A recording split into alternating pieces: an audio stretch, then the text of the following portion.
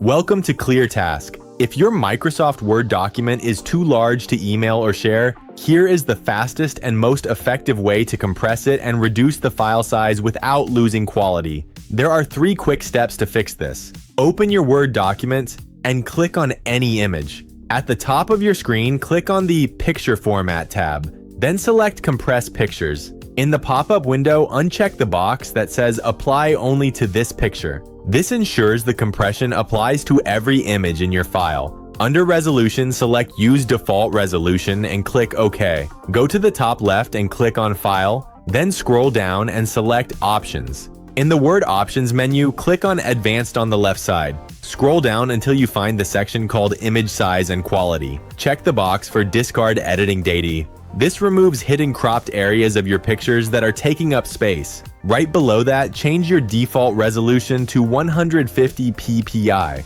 or 96 ppi for maximum compression. While still in the Word Options menu, click on Save on the left side. Scroll down to the bottom and make sure the box for Embed Fonts in the file is completely unchecked. Click OK to apply all changes. Finally, save your document. You will notice the file size has dropped significantly, making it perfectly sized for sharing.